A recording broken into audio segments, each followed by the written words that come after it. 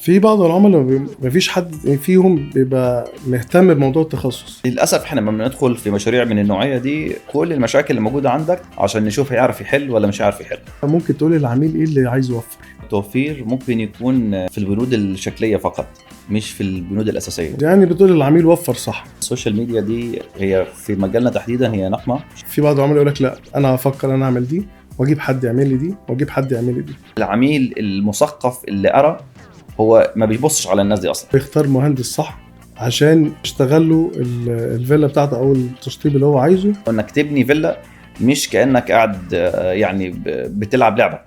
اهلا بيكم في بودكاست شطب صح، المكان اللي هنفهم فيه ونخلي العملاء كلهم يفهموا ازاي يبداوا تشطيب، والتشطيب بتاعنا هيبقى ماشي بخطوات سهله وبسيطه، الحلول والمشاكل اللي بتواجه العملاء كلهم.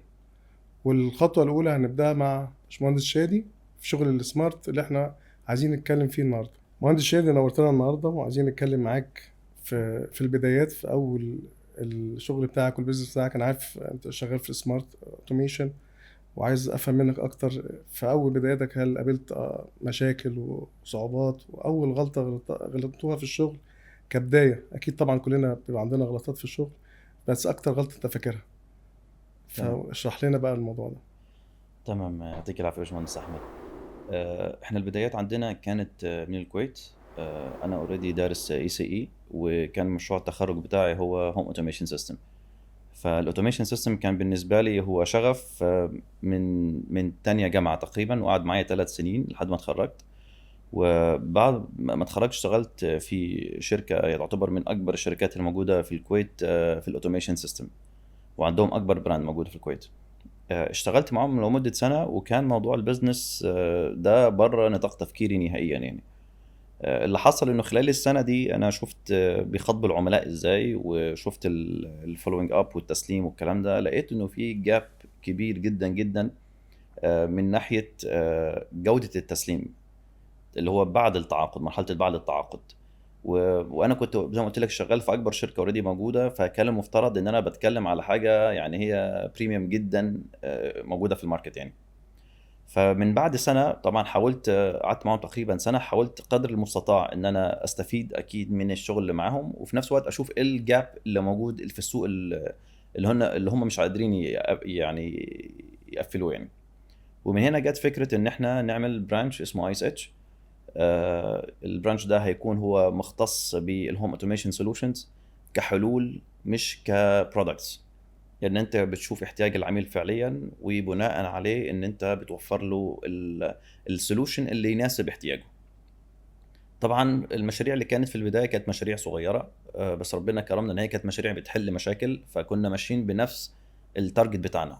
ان احنا كان عندنا اول مشروع كان بسيط، كان ست عمرها كبير فما تقدرش انها تقوم من السرير كتير عشان تقفل الاضاءه وكده، فقدرنا ان احنا نعمل لها سيستم سمارت بتتحكم من جنب السرير، ممكن تتحكم بريموت كنترول وخلافه. فكان سولوشن بسيط جدا، بس عمل الهدف اللي احنا عايزينه، وهو انه حل مشكله اللي عند كلاينت. فاحنا خدنا بقى السكه دي في كل المشاريع اللي جت من بعد اول مشروع. كنا دايما بنشوف الكلاينت ايه الاحتياج اللي عنده وانا احله له. ما كنتش بروح للكلاينت ان انا ببيع له منتج وبعد كده بسمع هو عايز يختار ايه من المنتجات دي. فكان الموضوع شويه مختلف في توجهنا عموما كشركه يعني.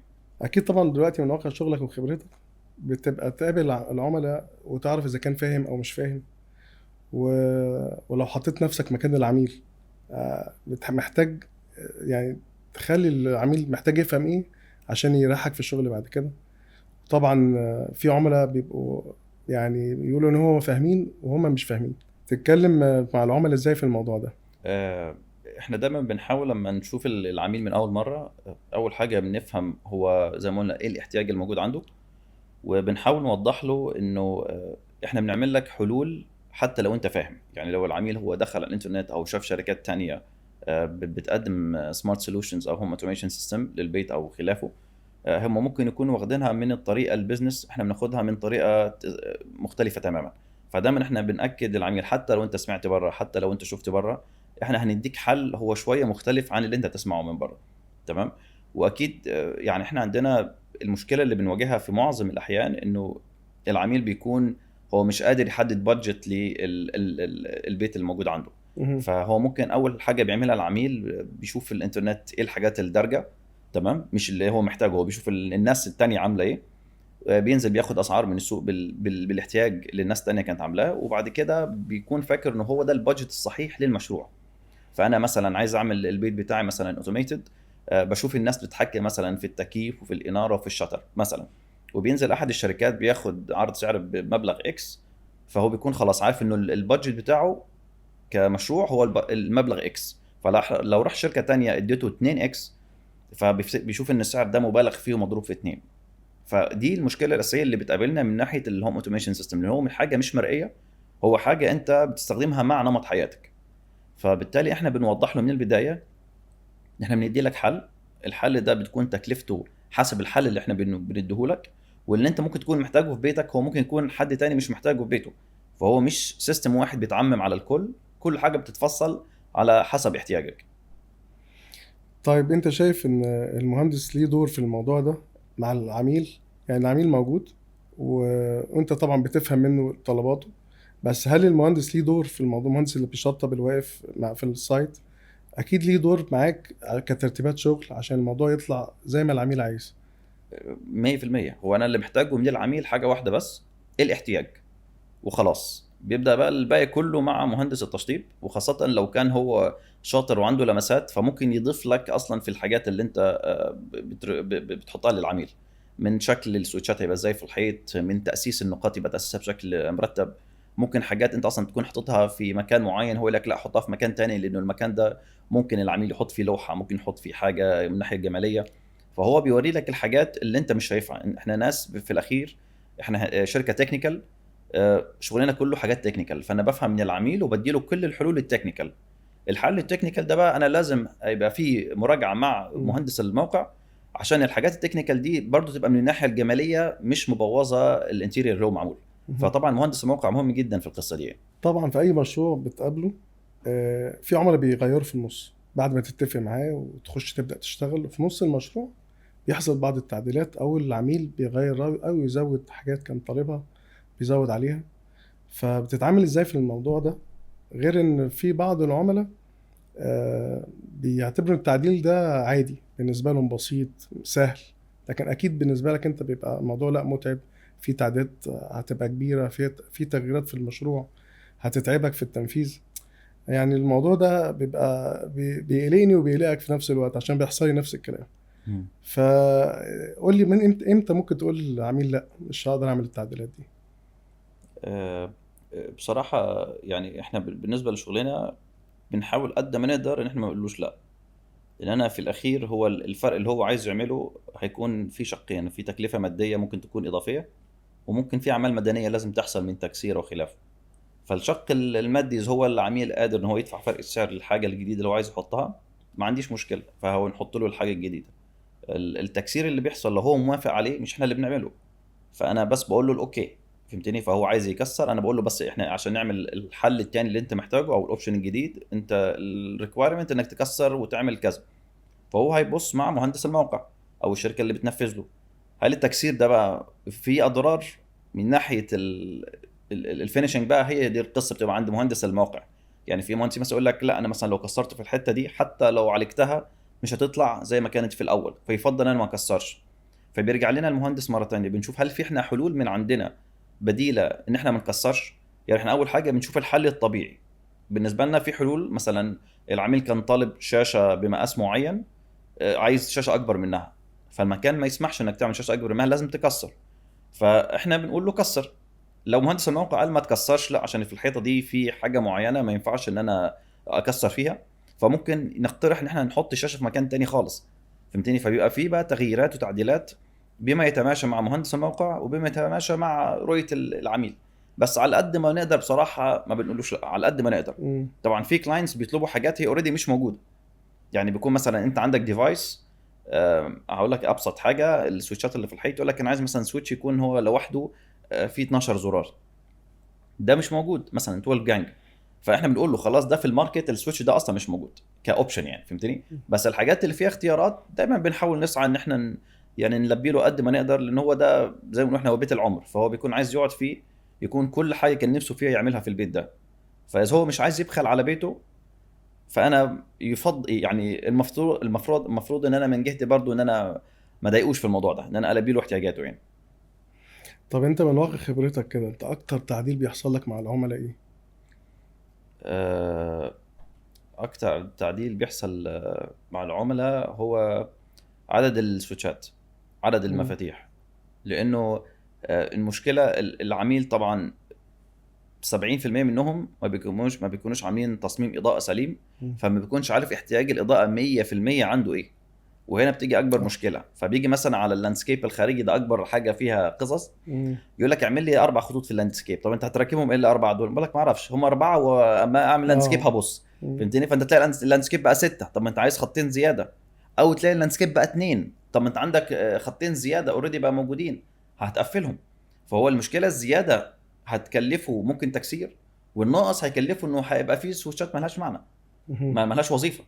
فهو يعني، ومع انه الغريب في الموضوع ان انت لو عملت الدراسه من الاول او في الاخر كدراسه، هي مش هتفرق حاجه، لانه المهندس الموقع وبالنسبه له مش هيفرق معاه لو قلت له من الاول عندي 4 خطوط ولا في الاخر عندي 4 خطوط، اذا هو كان مم. لسه ما اسسش يعني. مم. فانت تعمل دراسه صح من الاول عشان ما يبقاش في تغييرات من ناحيه السويتشات يعني. يعني انت شايف كده ان العميل في اول ميتنج معاك لازم يسمع ويفهم منك كل نقطة، عشان بعد كده ما يقعش في النقطة دي، يبقى فاهم في الاول هو يعمل ايه وسمع منك كويس قوي، يبقى انت كده خلاص في السيف سايد معاه. طبعا يعني اقول لك ماشي، نقطة مهمة جدا يعني. منصور احمد، احنا عندنا مثلا في الكويت في حاجه برضو غريبه في الوايرد اوتوميشن مش في الوايرلس. بيقول لك مثلا عندي الدور الثاني انا دلوقتي مثلا هاجره يعني اسسه لي على اساس ان هو وايرد، وفي المستقبل هركب. فطبعا انا لو ما يهمنيش العميل هقول له تمام حاضر، لان أنا في الاخير ده بالنسبه لي كويس ان انا باخد بند التاسيس وخلافه. مم. بس هو كعميل هو هيدفع مره ونص السعر، لانه هو مم. هياسس وايرد وهياسس العادي عشان هو هيأجر فهيشغل عادي.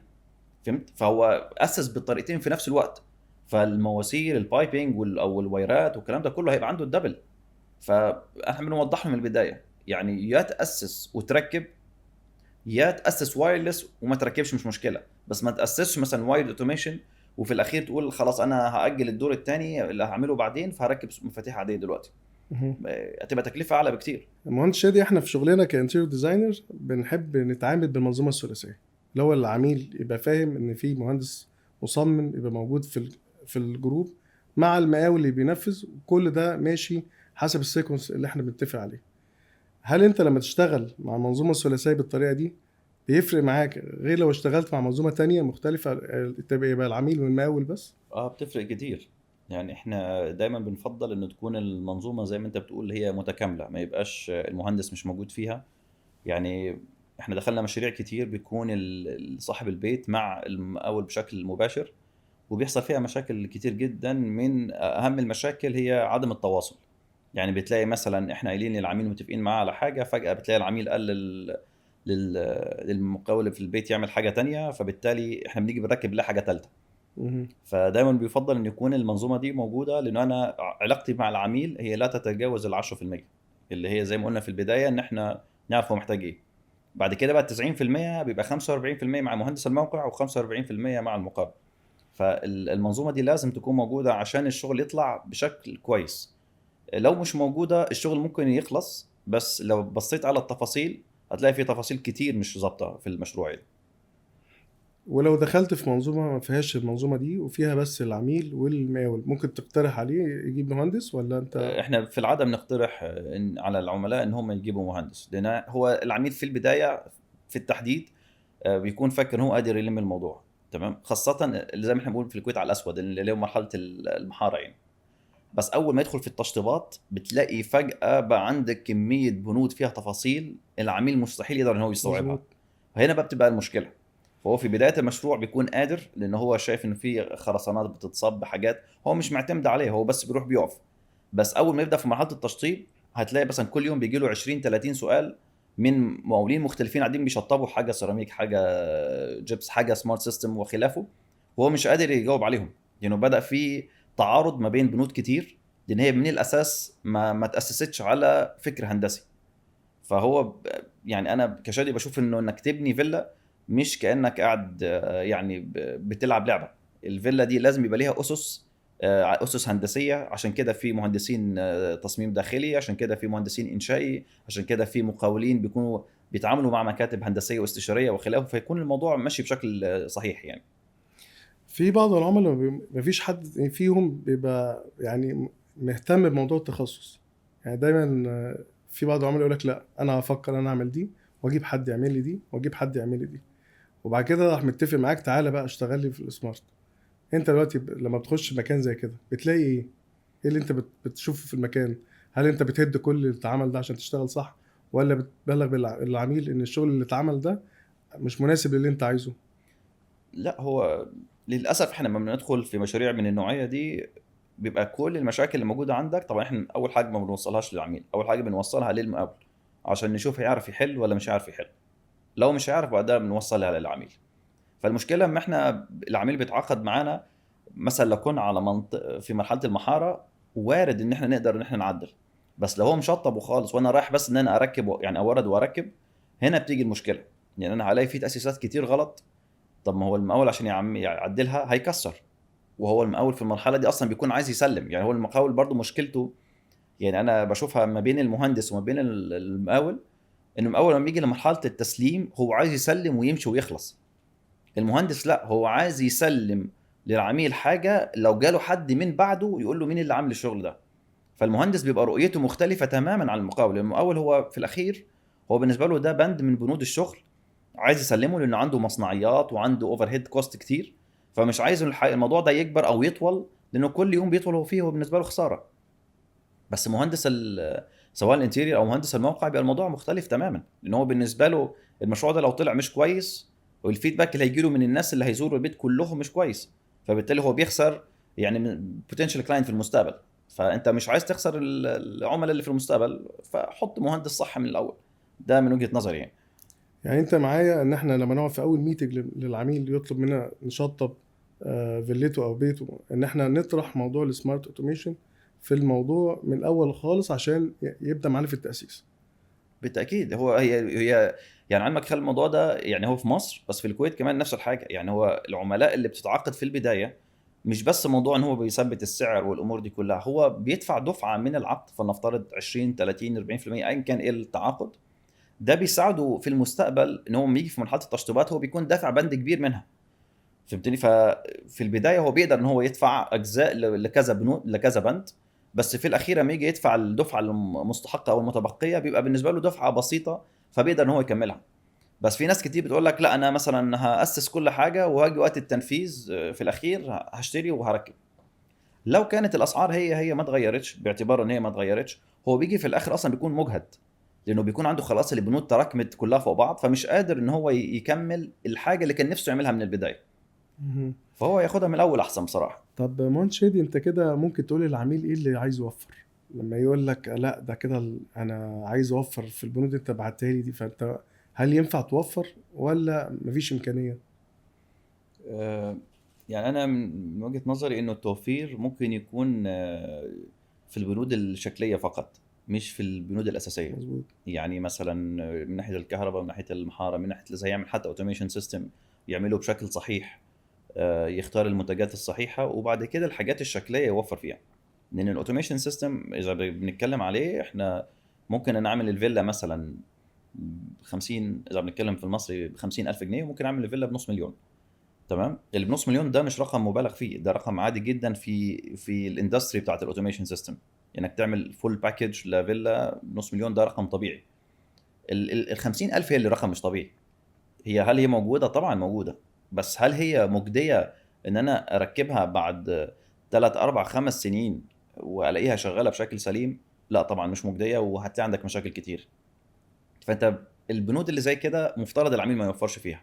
بس مثلا اكيد انت ادرى مني، يعني الارضيات ممكن يوفر فيها، في بنود تانية كتير في التشطيب اللي هي فيها اشكال جماليه، اظن دي اللي ممكن يوفر فيها، خاصه لو المهندس شاطر ممكن يعمل له البيت بطريقه انه يخليه في المستقبل يقدر يعمل ابجريد، ودي حاجه حلوه جدا. يعني احنا حتى احنا في شغلنا اوقات مثلا الكلاينت بيقول لي انا نفسي احط شاشات كتير في البيت، الاوتوميشن سكرينز دي، بس تكلفتها عاليه لانه ثمن الشاشه ثمن مثلا 6 اضعاف السويتشات العاديه. فبنقول له تمام، احنا هنعمل لك الديزاين كله كسمارت سيستم، ان انت في عندك سويتشز ومثلا سكرين واحده بس في البيت، بس تقدر بعد سنه او سنتين تابجريد وتحط 5 شاشات في اماكن مدروسه مسبقا.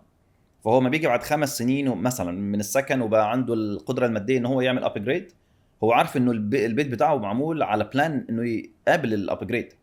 دي مهمه جدا جدا عند كلاينت. فانت ما توفرش وتركب حاجه سيئه، لا انت وفر بند وجهز البيت انه يتعمل ابجريد واعمله في المستقبل. دي من وجهه نظري يعني. ممتاز. يعني بتقول العميل وفر صح. بالظبط، وفر صح. في نقطة حابب اتكلم فيها، موضوع الديزاين لما بتبدأ تاخده وتشتغل فيه، هل انت بتعدل في الديزاين ولا ينفع انت كل ديزاين يجي لك تشتغل عليه؟ لا هو يعني بنسبة كبيرة كل الديزاينات نقدر نشتغل عليها، بس لازم يكون في تنسيق أولي. يعني ما ينفعش إن أنا يبقى الكلاينت هو اوريدي عامل انتيريور ديزاين، و يعني في احنا من ضمن الحاجات اللي حصلت معانا انه في عملاء عاملين انتيريور ديزاين بره الكويت مثلا، معلش هكلمك على الكويت، بره الكويت في بلد ما، وبعدين مديه للمقاول عشان ينفذه. فانا ما عنديش الديزاين ده، ما عنديش تفاصيل فيه، ولا عندي حتى مهندس ارجع له عشان يشرح لي التفاصيل.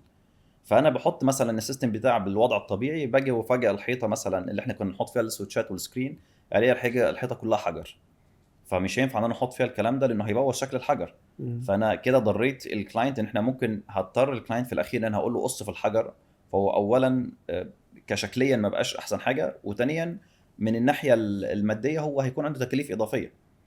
فدايما يفضل انه التصميم يكون واضح بالنسبه لنا، وبالنسبه لنا لما يكون التصميم واضح لازم يكون عندي ريفرنس، اللي دي نقطه العميل مش فاهمها كتير. انه انت ما بتيجي بتعمل ديزاين، انا كشركه بنفذ، اوقات الورق بيديني 80% بس في 20% انا لازم ارجع فيها للمهندس.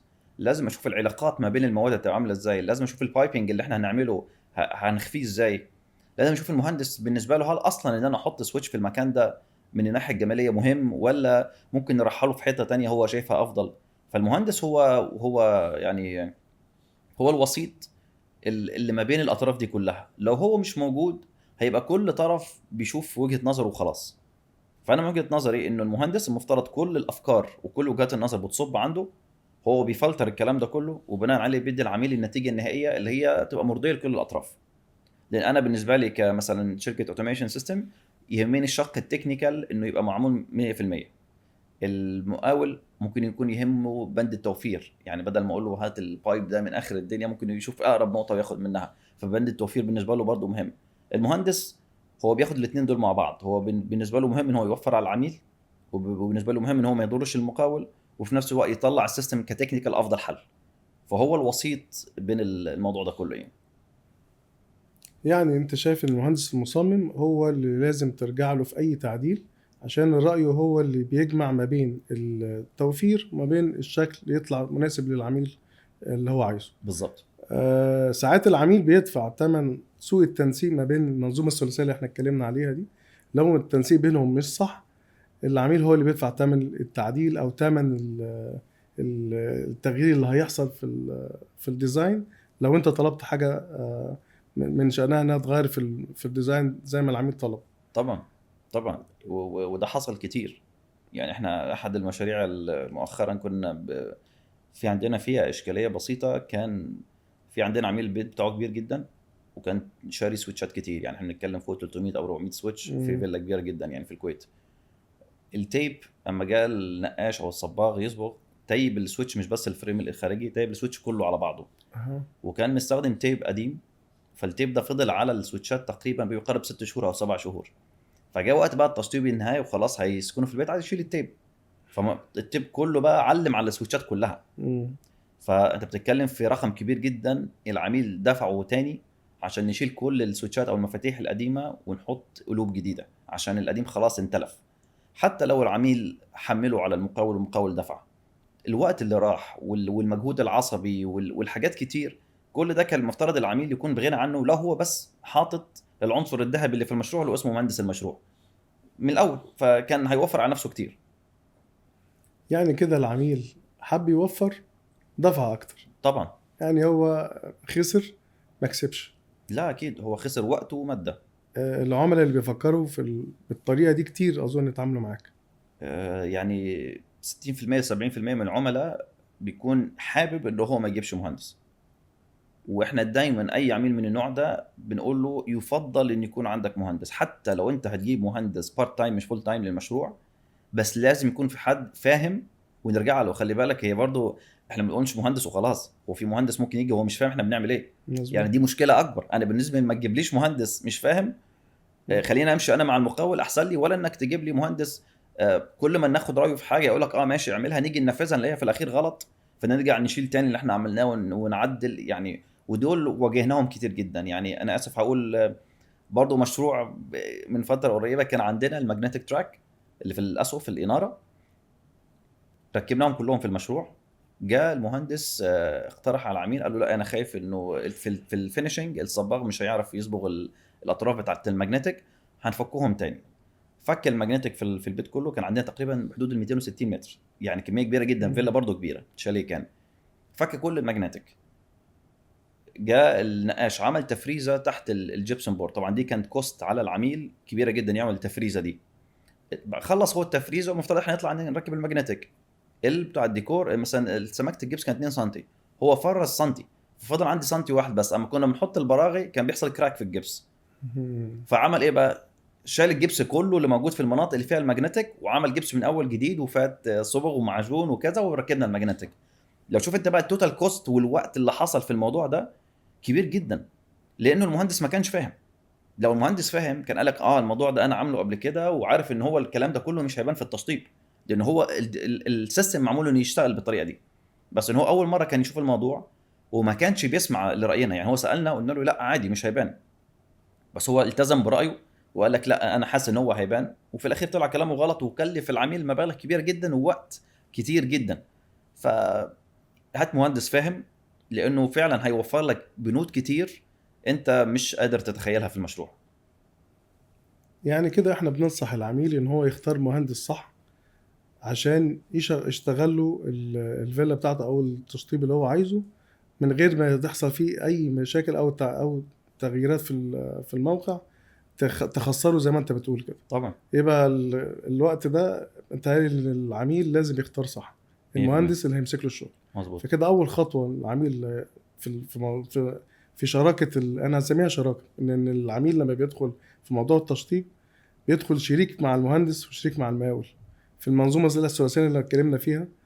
احنا اتكلمنا على التنسيق بينهم يبقى كويس جدا عشان يطلع نتيجه كويسه. اظن دي هتبقى شراكه انها تاخد وقت زي ما انت بتقول، بتاخد اكتر من 6 شهور.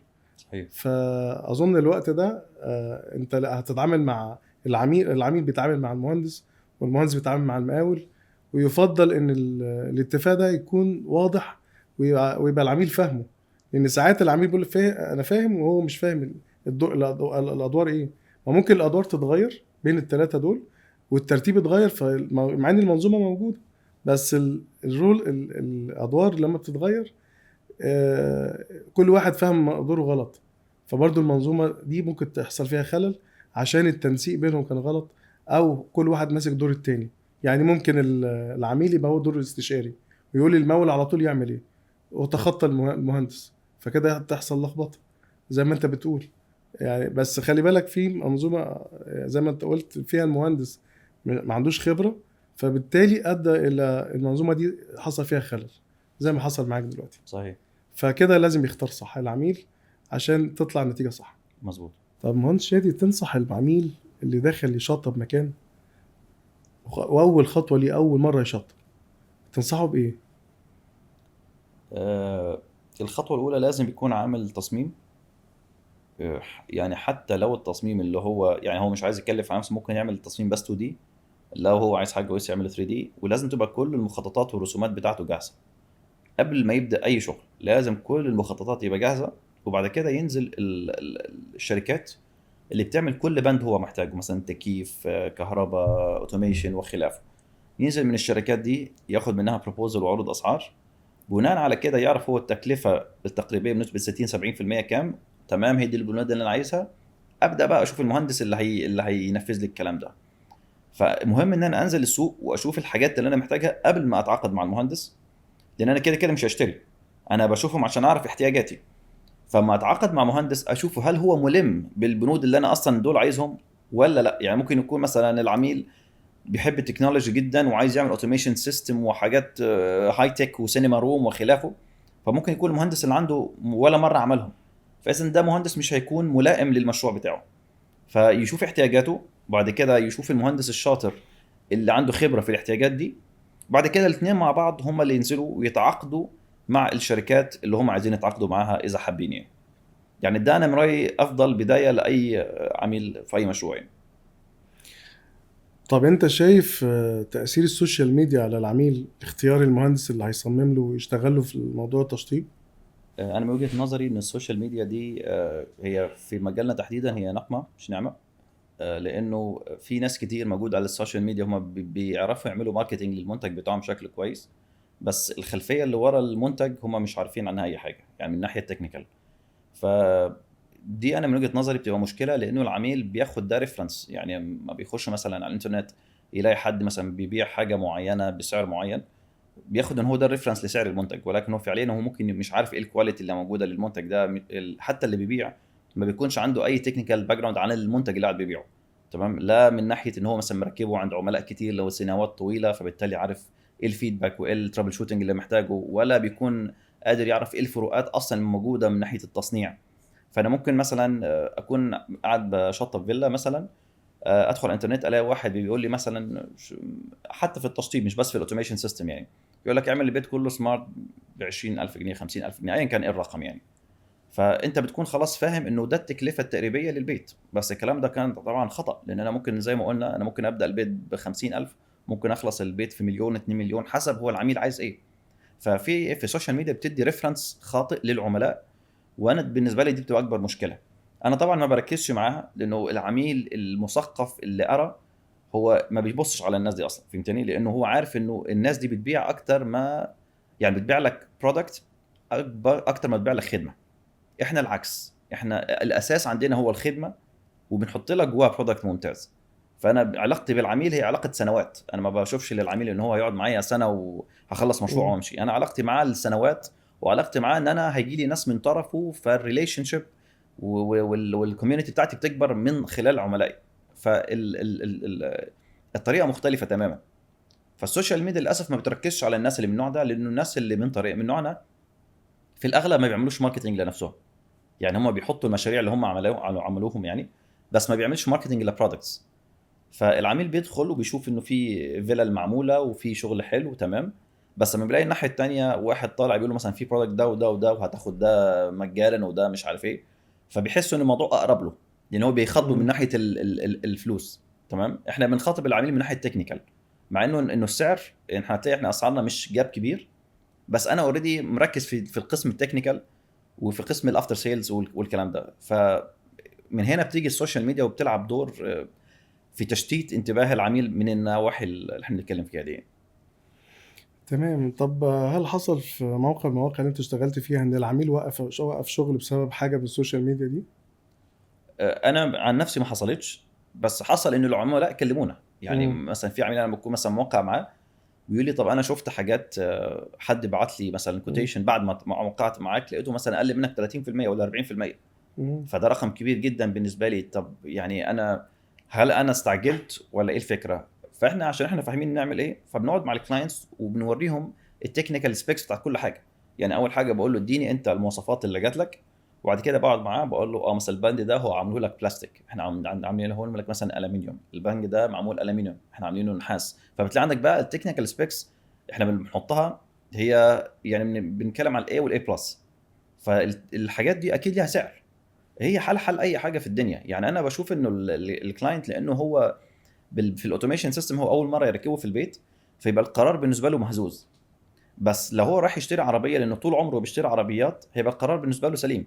يعني انا كلاينت بحب اركب الماني، فلو رحت عند الشركه قالوا لي هندي لك حاجه زي بي ام بالظبط، البي ام ب 4 و5 مليون مثلا، ودي مثلا ب 300000، انا مستحيل اشتريها حتى لو ادهني 300000، لانه عارف ده مش قيمتها الحقيقيه، وعارف ان انا اقيم. يعني انا لان مم. ركبت عربيات كتير فقد ان انا اقيم البي ام سعرها كذا، فاهمني؟ فالاوتوميشن سيستم لانه حاجه جديده للكلاينت، او حتى التشطيبات مش بس الاوتوميشن سيستم، كل انواع التشطيبات هو بالنسبه له حاجه جديده، فما بيكونش عنده تقييم صحيح ليها. فهنا بقى بيجي التقييم من السوشيال ميديا، وهنا مم. بقى بتيجي المشكله، فبيبقى تقييم خطا 100% يعني. طب مهندس شادي، في الاخر كده تحب تنصح العميل بايه لما يجي يبدا؟ من وجهه نظري اذا بنتكلم على اوتوميشن سيستم حاجه في المجال بتاعنا، انه يروح لشركه هي الكيان بتاعها هندسي، ما يروحش لشركه هي الكيان بتاعها موظفين او بياعين يعني، تمام، سيلزمان. لانه الكيان الهندسي هيبقى عندك الاداره نفسها اداره هندسيه، والناس اللي بتبيع كمان بتبيع على فكر هندسي، فده يكون ملائم 100% لنظام الاوتوميشن سيستم. ولكن اذا هتروح لشركه هي كلها عباره عن موظفين، هي عباره عن بياعين، هنا هتلاقي نفسك بتاخد برودكت غلط، بتاخد اسعار غلط، واكيد السيرفيس الافتر سيل هتبقى سيئه جدا يعني. طب وايه اكتر غلطه شايفها بتتكرر مع العملاء؟ آه، من وجهه نظري ان العميل بيشوف الارخص. مم. دي للاسف في كل الثقافات، طبعا انا بكلمك بنسبه 70% مش اكتر من كده يعني، في 30% لا فاهمين وبيروح بياخد الاصح، بس 70% للاسف بيروح للارخص اللي هو بعد كده في المستقبل بيكلفه اكتر من الصح، لانه حقيقي. بسبب تعديلات او بسبب العمر الافتراضي للمنتج. لان انت ممكن واحد يقول لك انا هعمل لك حاجه تحفه وفعلا النتيجه كويسه، بس العمر الافتراضي بدل ما هتقعد معاك 6 7 سنين، هي بعد سنتين هتحتاج انك تغيرها، فانت هتلاقي نفسك دفعت اكتر من اللي كنت تدفعه من الاول. طب وايه اكتر حاجه عايز العميل يكون فاهمها؟ انه يشتغل صح، يشتغل صح يعني مم. المهندسين ما موجودين مش لان هم يعني بيشتغلوا لنفسهم، المهندسين موجودين لان هم بيحلوا في اماكن معينه عشان يعملوا سيرفيس معين عشان يحلوا مشاكل معينه. فانا عندي مثلا بند انشائي بجيب مهندس انشائي، فهمت تمام، عندي بند مثلا مدني بجيب مهندس مدني، عندي تشطيبات بجيب مهندس تشطيبات. فكل حد بيعمل حاجه معينه، مفيش مهندس بيعمل كل حاجه، ومفيش مالك هيعرف يعمل اي حاجه من الكلام ده يعني. هو لو كان هو مهندس، حتى لو هو كان مهندس في باعتبار المالك كان مهندس، هو هيعرف سيجمنت معين من المنظومه دي كلها. هيعرف مثلا هو مهندس كهرباء، فيعرف جزء الكهرباء ان هو يديره بشكل معين، ده مقبول. بس ما يكونش هو بيدير الموضوع كله، ان هو اكيد حتى المهندس اصلا المختص مش هيدير الكلام ده كله. يعني هو المهندس المختص هو مش وظيفته ان هو يكون عارف فروم اي تو زد لكل حاجه قاعده بتحصل. هو وظيفته زي ما قلنا هو يفلتر الاراء كلها ويعمل احسن حاجه لمصلحه الشغل. وفي الاخر العميل النصائح دي كلها اكيد لو مشي عليها هيشطب صح في الاخر. طبعا. مهندس شادي، انا مبسوط جدا ان انا اتكلمت معاك في المواضيع دي كلها، ورب العميل يكون فاهم النقط دي كلها عشان يشطب صح. وان شاء الله باذن الله اكيد هنتقابل تاني قريب. اكيد ان شاء الله. شكرا. حبيبي، تشرف.